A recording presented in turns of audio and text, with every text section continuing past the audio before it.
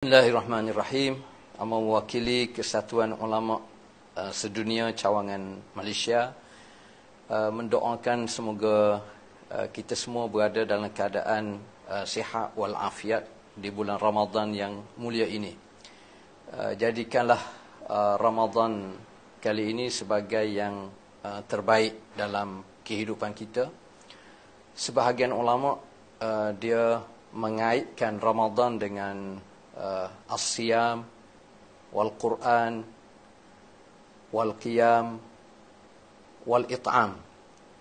Jadi apabila sebut Ramadan, asasnya kita berpuasa, menahan diri daripada makan dan minum dalam tempoh yang tertentu, dan dalam masa sama kita menahan diri kita daripada melakukan perkara-perkara yang dilarang oleh Allah Subhanahu wa taala.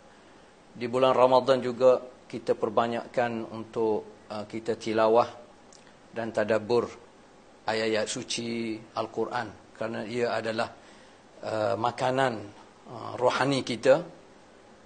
Dan di bulan Ramadan juga kita teruskan dan perbanyakkan solat malam kita, bermunajat, berdoa, beristighfar, bertaubat kepada Allah Subhanahu wa taala.